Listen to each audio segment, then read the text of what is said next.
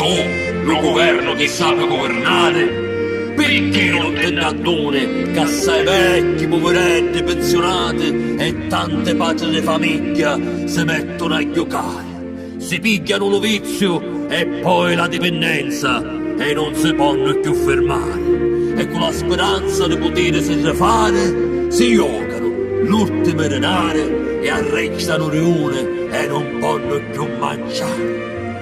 E quando le patrie di famiglia arrivano a questo punto si mettono alla forca e si fanno pennoleare. Oh, governanti italiani, sentite, sentite.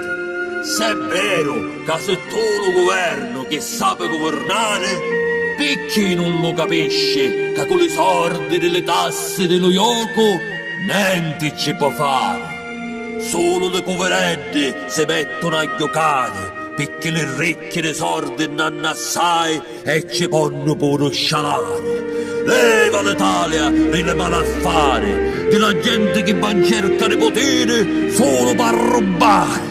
Perché con l'onestà e lo sapere fare, tutte le cose si possono sistemare.